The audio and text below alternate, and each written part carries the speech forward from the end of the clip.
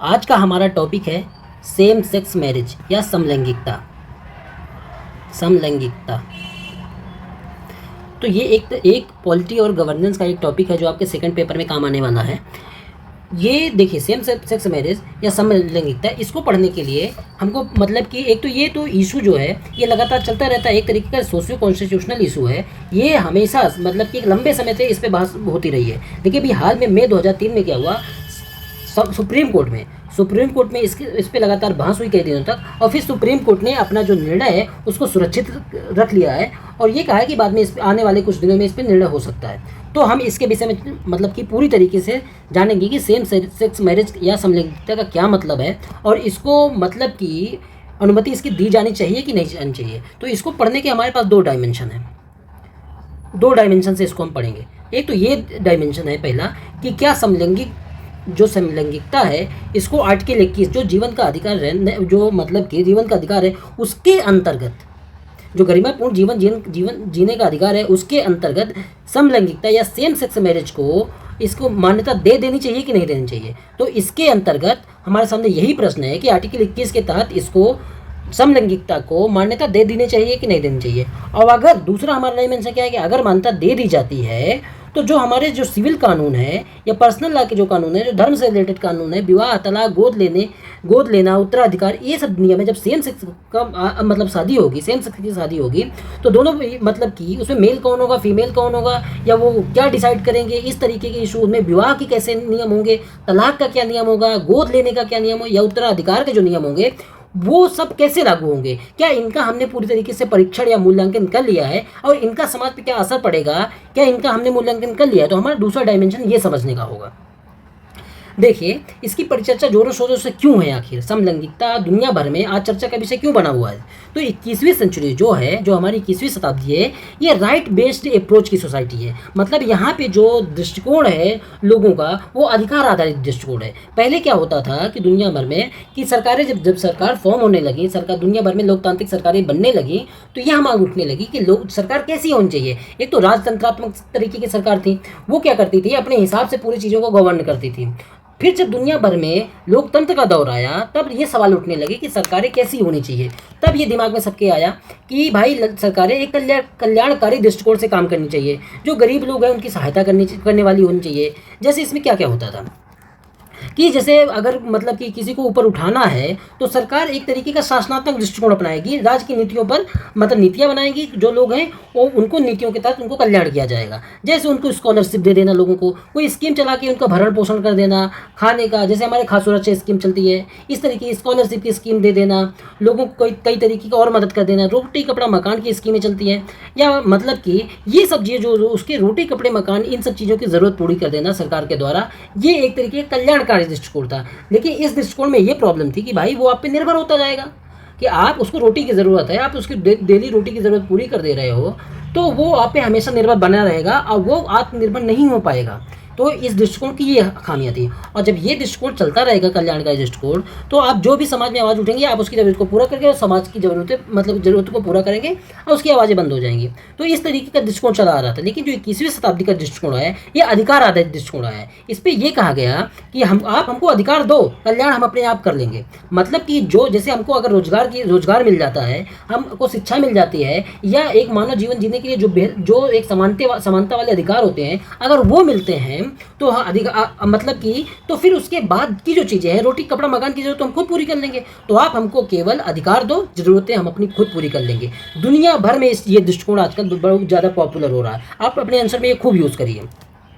तो अधिकार आधारित दृष्टिकोण के सही मायने में है क्या? सही मायने में व्यक्ति को यह आत्मनिर्भर बनाने की बात करता है। इसका समलैंगिकता से क्या लिंक है वो मैं आपको पूरा बताता हूँ। लेकिन मेन जो समलैंगिकता जैसे मुद्दे जो उभरे हैं वो इन्हीं की वजह से उभरे हैं कि दुनिया भर में सब लोग के जो अधिकार हैं, जब शिक्षा का स्तर बढ़ता जा रहा, समाज में खुलापन बढ़ता जा रहा, तो जितने भी तरीके के लोग हैं सबको पता चला कि उनके अधिकार क्या थे। पहले तो अधिकार ही नहीं पता चलते थे, लेकिन जब अधिकार पता चले तो लोगों ने डिमांड करनी चालू कर दी। तो दुनिया भर में जो अश्वेत लोग हैं, जो ट्रांसजेंडर समुदाय हैं, ये सब अपने अधिकारों की मांग करने लगे और बहुत सारे देशों ने अपने यहाँ इनको मान्यता दे भी दी है। तो ये है राइट बेस्ड अप्रोच कि दुनिया हमको आप मतलब कि हमारा कल्याण छोड़ो, अधिकार दो, कल्याण हम अपने आप कर लेंगे। तो अधिकार दृष्टिकोण जो है इसके अंतर्गत क्या आता है, जैसे समाज के हर वर्ग को बराबरी का अधिकार मिले। आप मतलब कि ये अधिकार आधारित दृष्टिकोण जो है इसमें इसके अंतर्गत ये चीज़ें आती हैं। अधिकार दो, कल्याण हम अपने आप कर लेंगे। कमज़ोर को अगर ज़्यादा अधिकार देने की ज़रूरत पड़े तो उसको भी देना चाहिए। महिलाएं जैसे हमारे समाज में कमज़ोर हैं मतलब कि रियलिटी में, तो अगर उनको कुछ ज़्यादा अधिकार दिए जाते हैं, कुछ रिजर्वेशन दिया जाता है, तो आप ये नहीं कह सकते भाई कि ये क्यों दिया जा रहा है, इससे तो हम कमज़ोर हो जाएंगे। लेकिन नहीं, वो कमज़ोर है समाज में, इसलिए उनको ऊपर उठाने के लिए कुछ ज़्यादा अधिकार दिए जा रहे हैं। इसी तरीके से जैसे समलैंगिक लोग हैं, उनको अधिकार पहले नहीं प्राप्त थे, लेकिन अब अधिकार प्राप्त हो रहे हैं, तो मतलब उनको और ज़्यादा बढ़ावा देने की ज़रूरत है और समाज को एक खुले मन से स्वीकार करने की ज़रूरत है। तो जो अधिकार आधारित दृष्टिकोण है, इसकी वजह से एक नई तरीके की संवैधानिक नैतिकता देखने को मिलती है। अब आगे देखते हैं। तो देखिए, इस राइट बेस्ड अप्रोच की वजह से जो नई संवैधानिक नैतिकता देखने को मिल रही है, होता क्या है कि जैसे जैसे समाज में चेंज आता है, समाज आगे की तरफ बढ़ता है, वैसे वैसे संविधान की नैतिकता भी बदलती है। अगर कल तक जिस चीज़ को टैबू माना जाता था, खराब माना जाता था, आज अगर समाज में उस चीज़ को सही माना जाएगा तो उस हिसाब से संविधान भी चेंज होंगे, संविधान की नैतिकता भी चेंज होगी और समाज को उस चीज़ को खुले मन से एक्सेप्ट करना भी चाहिए। देखिए, तो मैं आपको ये बता रहा कि अब मतलब कि जो राइट बेस्ड अप्रोच है वो कहाँ तक समलैंगिकता से जुड़ा हुआ है। अब हम संविधान के कुछ जजमेंट को देखेंगे जो मतलब कि इस समलैंगिकता से डायरेक्ट जुड़ते हैं, जिसकी वजह से हम मतलब कि आज मानते हैं कि समलैंगिकता एक अधिकार है और उसको देना चाहिए। देखिए, 2017 में एक जजमेंट आया सुप्रीम कोर्ट का केएस पुट्टास्वामी केस में कि राइट टू प्राइवेसी, जो हमारी निजता का अधिकार है, वो एक फंडामेंटल राइट है, एक हमारा मौलिक अधिकार है। तो अगर निजता का अधिकार हमारा मौलिक अधिकार है तो प्राइवेसी में तो बहुत सारी चीज़ें आती हैं।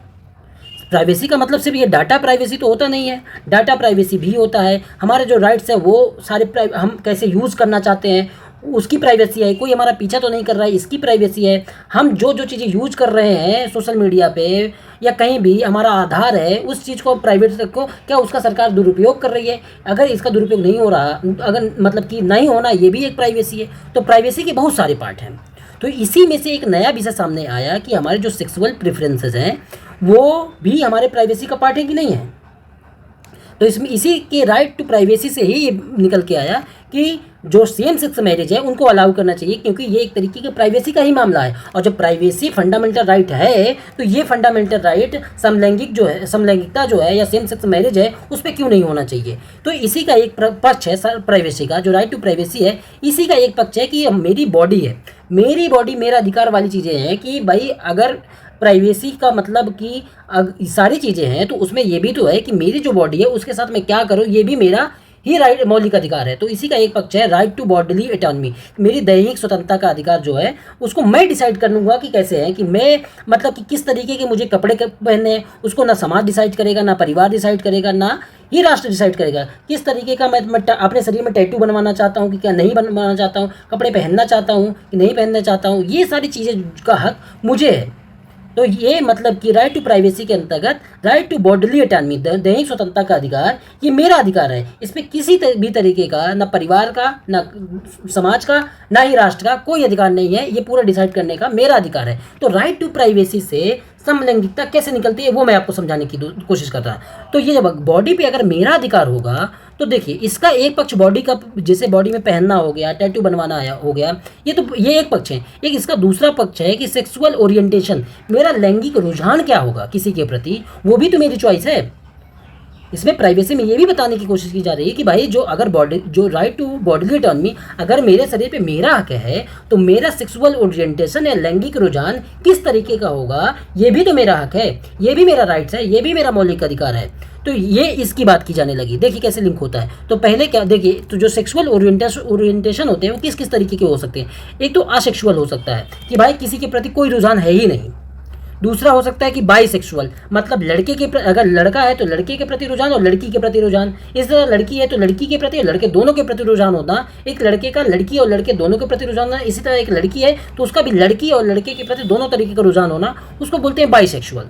एक तीसरा होता है हेटेरोसेक्सुअल, मतलब लड़की का लड़के के प्रति रुझान और लड़की का लड़के के प्रति, लड़के का लड़की के प्रति, इस तरीके का, मतलब हेटेरोसेक्स, लड़के का लड़की के प्रति, इस तरीके का जो रुझान होता है उसको हेटेरोसेक्सुअल बोलते हैं। और चौथा जिसकी हम बात कर रहे हैं होमोसेक्सुअल, ये नया मतलब कि जो पहले भी चर्चा में नहीं आता था, लेकिन आजकल चर्चा में आ रहा।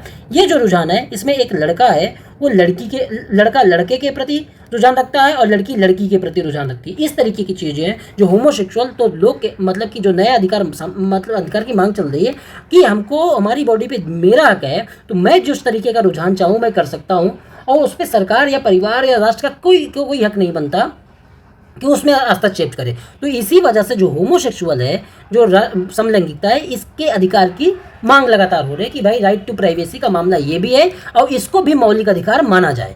ये पूरा का पूरा विषय है दोस्तों। तो पहले क्या होता था, अभी हमारे समाज में जो हेटेरोसेक्सुअल है, मतलब एक लड़का का लड़की की तरफ रुझान और एक लड़की का लड़के की तरफ रुझान, यही मान्य है हमारे समाज में, यही मान्य है। तो हमारे समाज में सिर्फ हेटेरोसेक्सुअल ही मान्य है। बाकी जो एक्सेक्सुअल, जिसका कोई रुझान ही नहीं है, बाइसेक्सुअल दोनों तरफ का रुझान है, या होमोसेक्सुअल सेम तरीके का जो रुझान है, इन तीनों को पहले अब मतलब कि हमारे समाज में मनोविकार समझा जाता है कि मानसिक बीमार है ये लड़का या ये लड़की, ये मानसिक बीमार है क्योंकि इसका इस तरीके का रुझान है। लेकिन मेडिकल साइंस ने भी ये सिद्ध कर दिया कि ये पूरी तरीके से नेचुरल है, साइंटिफिक है। ये होता है हार्मोनल चेंज की वजह से, या तो मतलब जेनेटिक हो जाएगा या बाद में कुछ हार्मोनल चेंज आएंगे उनकी वजह से हो जाता है। तो पूरी तरीके से साइंस ने भी सिद्ध कर दिया कि भाई ये एक तरीके का पूरी तरीके से नेचुरल है। और ये सिर्फ संविधान का मामला नहीं है, ये एक संवैधानिक मुद्दा अकेले नहीं, एक जैविक मुद्दा भी है कि जिसकी बॉडी है उसकी बॉडी का जो ओरिएंटेशन है, अगर वो जैविक मुद्दा है तो उसको उस तरीके से करने दिया जाए भाई। तो ये चीज़ें इसमें निकल के सामने आ रही कि उसका जो मतलब रुझान है, वो रुझान उसका एक प्राइवेसी होनी चाहिए, उसकी रुझान की प्राइवेसी होनी चाहिए, उसको उसका हक होना चाहिए। ये पूरी तरीके से चीज़ें हैं। तो जो राइट बेस्ड अप्रोच है नया हमारा, जो मतलब अधिकार की इसकी मांग चल रही, तो इसने नई संवैधानिक नैतिकता गढ़ी और संविधान में मतलब कि इस पर केस हुआ, और केस में सुप्रीम कोर्ट ने अभी इसका निर्णय अपने मतलब कि होल्ड करके रखा है कि इस पर क्या निर्णय देना है। लेकिन दुनिया भर में इसकी मान्यता दे दी जा चुकी है बहुत सारी कंट्रियों में। तो दैहिक स्वतंत्रता का जो अधिकार है ये फंडामेंटल राइट होगा, तो सेक्सुअल ओरिएंटेशन भी मेरा फंडामेंटल राइट होगा। तो प्राइवेसी के अंतर्गत क्या क्या आता है, जैसे सेक्सुअल चॉइस क्या होंगी हमारी, डाटा की प्राइवेसी, ये सब चीज़ें क्या होंगी, ये सारे से पक्ष है प्राइवेसी के, राइट्स का दायरा बढ़ेगा, ये सारे पक्ष हैं। तो अब हमने ये सारी चीज़ देख ली। अब जो सेम सेक्स मैरिज है, जो समलैंगिकता है, उसके डिफरेंट डायमेंशन दुनिया भर में वो देख लेते हैं दोस्तों। तो 1974 का जो दशक था दोस्तों, 1970 का जो दशक था, उसमें दुनिया भर में खासकर यूरोप और अमेरिका में नारीवादी आंदोलन चले। 70 के दशक को आंदोलन का दशक ही बोला जाता है क्योंकि खूब सारे नारीवादी आंदोलन चले। तो वहाँ पे जो महिलाएं थी अपने मतलब कि नए नए तरीके के अधिकार की मांग करती थी। दुनिया भर में उनको अधिकार नहीं थे तो वो अपने अधिकारों की मांग करने लगी। तो इसी के साथ एक नई चीज़ें सामने आई महिलाओं के अधिकार के साथ साथ कि समाज में जो भी मतलब कि पीड़ित लोग हैं, जितने भी समाज में पीड़ित लोग हैं, सब अपने अधिकार की मांग करने लगे और सबकी मतलब कि अधिकार सुनिश्चित किए जाएं, ये सबकी मांग भी उठने लगी। और इसी सब में साथ में ये भी उठा कि भाई जो होमोसेक्सुअलिटी है मतलब कि इसको बीमारी ना समझा जाए, इसके मतलब कि ये एक जैविक चीज़ें हैं, इसका मतलब ओरिएंटेशन समाज में हो सकता है। लोगों को मतलब कि लोगों का ओरिएंटेशन किस तरीके का है, ये कोई बीमारी नहीं है, ये एक नेचुरल है, तो इसको भी मतलब बीमारी ना समझा जाए। और क्या हुआ दोस्तों, उस समय पे जो हमारे रिलीजियस टेक्स्ट थे, जो भी उस समय के थे, या अब्राहमिक धर्म के जो रिलीजियस टेक्स्ट हैं, चाहे जिस भी धर्म का हो, ईसाई, इस्लाम, यहूदी, ये इसको अब्राहमिक धर्म या सामी धर्म कहा जाता है। ये जो है सेम सेक्स मैरिज को बहुत बड़ा अपराध मानते हैं, अभी भी ये बहुत बड़ा अपराध मानते हैं। ईसाईयत में इसकी मान्यता के आधार पर एक विक्टोरियन मोरालिटी तैयार होगी। मतलब विक्टोरियन मोरालिटी का मतलब क्या है कि अंग्रेजों के द्वारा जो नैतिक कानून बनाए गए उस समय के, तो दुनिया भर में मतलब कि ऐसा माना जा रहा है कि जो भी चीज़ सिखाएंगे अंग्रेज सिखाएंगे, तो दुनिया भर में वो इसीलिए अपने आप को कहते हैं कि दुनिया को हमने सिखाया है। तो उन्होंने इस चीज़ को अपराध माना और एक विक्टोरियन मोरालिटी जैसा शब्द मतलब दुनिया भर में माना जाता है कि अंग्रेजों के जो बनाए नैतिक कानून है उनको विक्टोरियन मोरालिटी कहा जाता है। और उसकी वजह से दुनिया भर में ये जो होमोसेक्सुअलिटी है इसको अपराध माना जाता था, क्योंकि ईसाईयत में इसको अपराध माना गया। इस तरह इस्लाम में, यहूदी में, इवन हिंदू धर्म में सब जगह इसको अपराध माना जाता है और समाज इसको हीन भावना की नज़र से ही देखता है, एक विकार की तरीके से ही देखता है कि होमोसेक्सुअलिटी या समलैंगिकता एक सामाजिक विकार है, यह समाज में मतलब कि गंदगी फैलाएगी या दूसरे ओरिएंटेशन खराब होगा, समाज इससे गलत दिशा में चला जाएगा, ये अभी भी माना जाता है। 1970 के दशक में बहुत सारे आंदोलन हुए, उन्हीं आंदोलन का परिणाम था कि इसको मतलब होमोसेक्सुअलिटी को मान्यता दी जाने लगी कि ये भी उनकी पहचान दी गई कि भाई ये भी कोई जेंडर है, कोई मतलब कि इसमें ये कोई विकार नहीं है, ये भी एक नॉर्मल जैविक चीज़ें हैं, नेचुरल चीज़ें हैं। इसी समय खूब सारे हिप्पी मूवमेंट भी चले जो नियमों के विरुद्ध चले, मतलब कि जो भी वो समाज था उसके अगेंस्ट में कि हम इस तरह से नहीं करेंगे, हम आपके रूल क्यों फॉलो करें, हम आपकी बनाई हुई चीज़ों को क्यों फॉलो करें, उसको हिप्पी मूवमेंट बोला जाता था कि नियमों के विरुद्ध चले।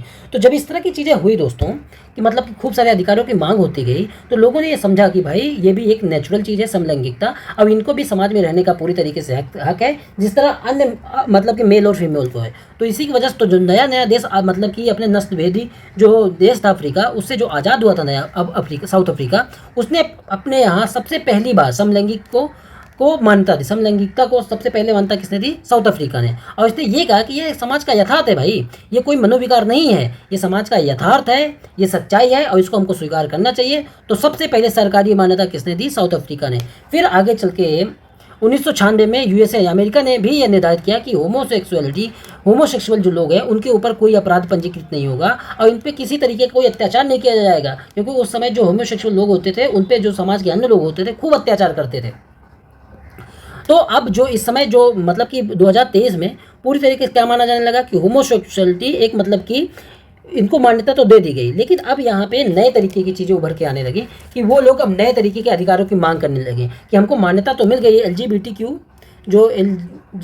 क्यू जो कम्युनिटी है सबको अधिकार उनकी मतलब कि मान्यता दे दी गई। अब ये लोग नए तरीके के अधिकारों की मांग कर रहे हैं क्योंकि ये हमारे समाज की रियलिटी है। तो केवल अधिकार देना या मान्यता दे देने से ही सब कुछ पूरा नहीं हो जाता, हमको मतलब कुछ और राइट्स दिए जाने चाहिए जो हमारे जो पर्सनल लॉ हैं, जो सिविल लॉ हैं, उनसे विरोधी हैं।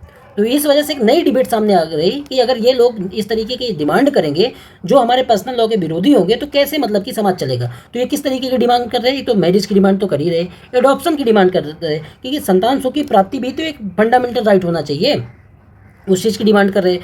तो हमारा जो एक मतलब कि तीसरा जो एक समुदाय है, ट्रांसजेंडर समुदाय है, एलजीबीटी में जो एक ट्रांसजेंडर समुदाय है इसको उभयलिंगी बोला जाता है। तो ये कह रहा है कि आप कौन होते हैं डिसाइड करने वाले कि हम थर्ड जेंडर हैं, मेल है कि फीमेल है कि थर्ड जेंडर है। भाई हम क्यों, ये अधिकार हमको होना चाहिए, मुझे ही अपनी बॉडी पे अधिकार होना चाहिए कि भाई मैं क्या मतलब कि थर्ड जेंडर बनना चाहता हूँ कि नॉर्मल मेल नॉर्मल फीमेल बनना चाहता हूँ। तो इस चीज़ को ये कह रहे हैं कि ये अधिकार मतलब कि हमको खुद होना चाहिए सेल्फ आइडेंटिफिकेशन का। कि दुनिया भर में देखिए दोस्तों बहुत बड़ी भ्रांति है कि ये लोग अपने आप को थर्ड जेंडर कहलाना पसंद करते हैं। नहीं, ये कहते हैं हम बिल्कुल नॉर्मल लोग हैं, जैसे मेल और फीमेल समाज में रहते हैं उसी तरीके से हम भी अपने आप को चाहे मेल दिखाएं या फीमेल दिखाएं या थर्ड जेंडर के रूप में दिखाएं, लेकिन ये डिसाइड हम करेंगे। तो इस तरीके की भी मांग हो रही। दुनिया अर्जेंटीना जो है दुनिया का पहला देश है जो ट्रांसजेंडरों को सेल्फ आइडेंटिफिकेशन का अधिकार दे दिया है। और कुछ पहलू है उनको देखते हैं। देखिए हम जो बात करेंगे इसका उत्तर हाँ या ना में नहीं है कि मतलब उनको मैरिज के अधिकार दिए जाएं या नहीं दिए जाएं, ये हमारा प्रश्न नहीं है। लेकिन हमारे सामने मेन प्रश्न ये है कि इसकी वजह से जो कुछ जटिल प्रश्न उभर रहे हैं कम से कम उनका तो उत्तर खोज लिया जाए, उन पे तो चर्चा हो जाए। अगर उन पे चर्चा हो जाएगी तो समाज का एक व्यू पॉइंट खुद ही बन जाएगा कि इनको अधिकार अभी दिया जाए या इन जटिल प्रश्नों को पहले हल कर लिया जाए उसके बाद अधिकार दिया जाए। देखिए अधिकार का जो मतलब कि सोसाइटी है वो अधिकार बेस्ड तो है ही, तो अधिकार तो देना पड़ेगा, लेकिन जो सवाल हैं उनको पहले हल कर लिया जाए। जल्दबाजी में अधिकार देने की ये सब करने की मतलब ज़रूरत नहीं है।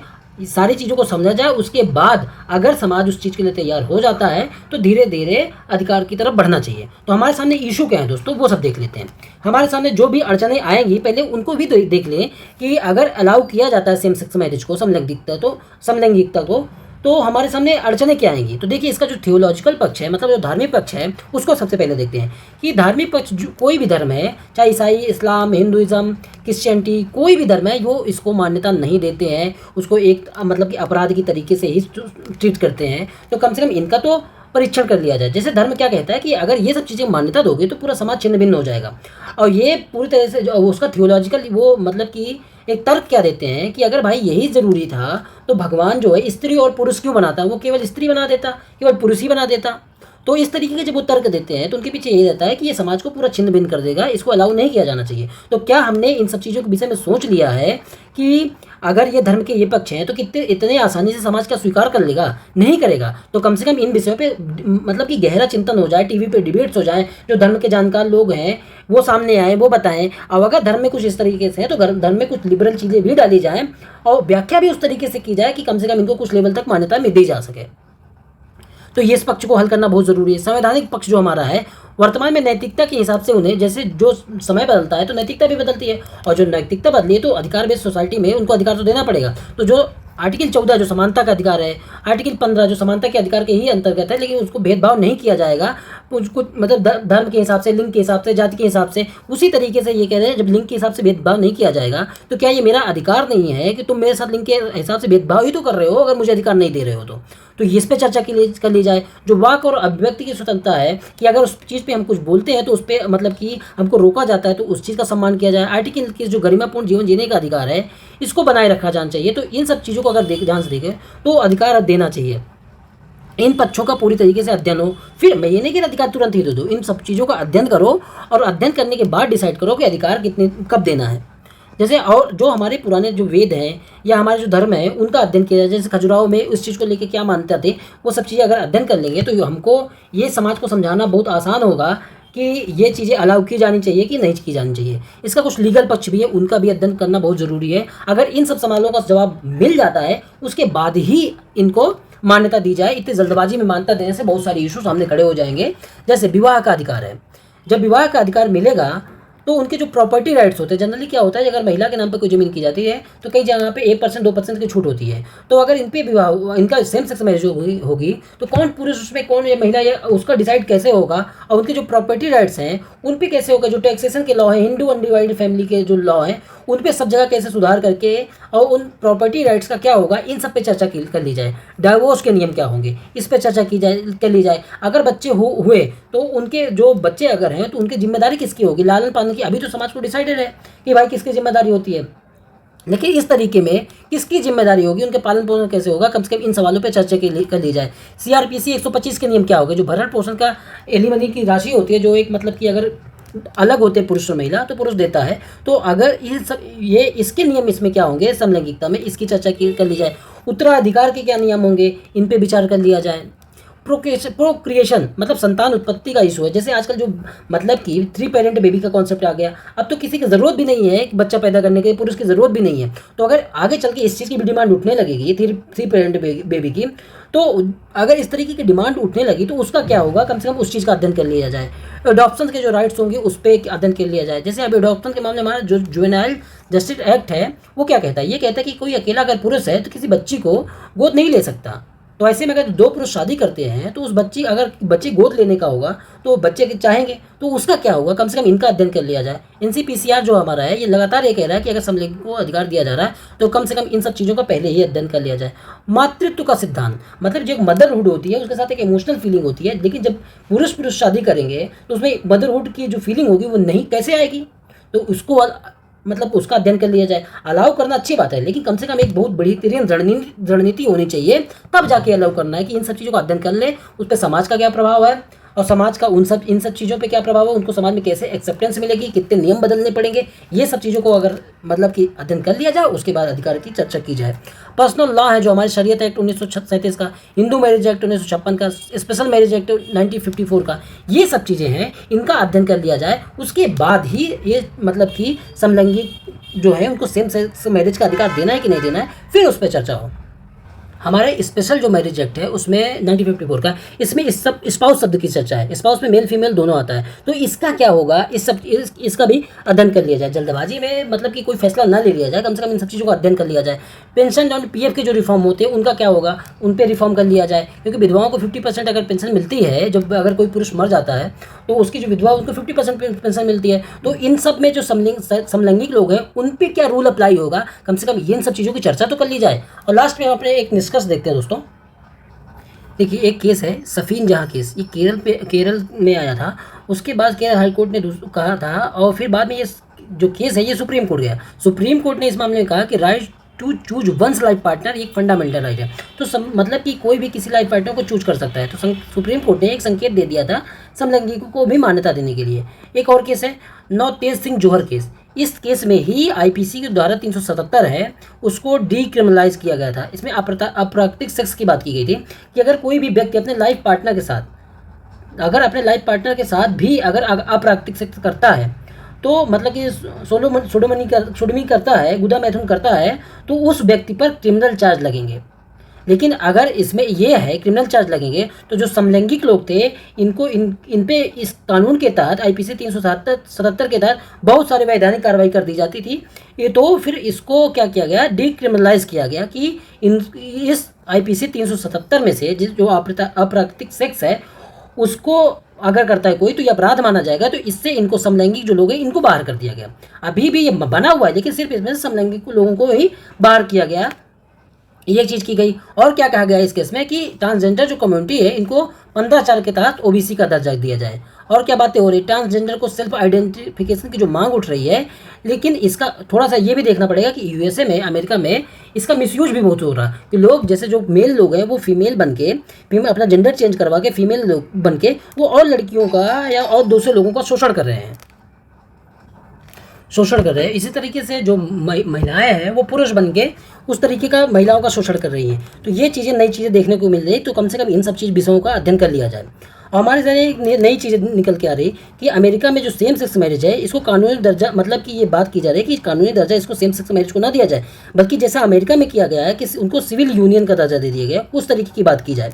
सिविल यूनियन का क्या मतलब, वहाँ की सुप्रीम कोर्ट है उसने 2015 में सेम सेक्स मैरिज को सिविल यूनियन का दर्जा दे दिया। इसका क्या मतलब है, ये एक तरीके के राइट बेस्ड अप्रोच में एक तरीके की सिविल लिबर्टी है। तो इसमें जो दाम्पत्य के अधिकार हैं वो सारे अधिकार तो दिए जाएं, लेकिन मैरिज उनका रजिस्ट्रेशन ना किया जाए। लिव इन जैसा मतलब कि कुछ उनको बहुत सारे अधिकार होंगे लेकिन उनका जो मैरिज है वो रजिस्टर्ड नहीं होगी। तो ये दोस्तों हमारा जो समलैंगिकता का टॉपिक था, सेम सेक्स मैरिज का जो टॉपिक था, इसको हमने पूरी तरीके से डिस्कस कर लिया है। इतनी जगह छोड़ी है, आपके कुछ भी अगर चीज़ें मिलती हैं एक्स्ट्रा लिखने की तो आप इस पर लिख सकते हैं। PDF मैं अपने टेलीग्राम चैनल पर डाल दूंगा। तो फिर ये भी टॉपिक हमारा कवर हो गया। अब नेक्स्ट वीडियो में हम दूसरे जो इंपॉर्टेंट टॉपिक है मेंस के लिए, UPSC मेंस, UPPCS के मेंस के लिए, उनको कवर करते रहेंगे और फिर आगे PT के जो इंपॉर्टेंट टॉपिक होंगे वो कवर करते रहेंगे। धन्यवाद दोस्तों।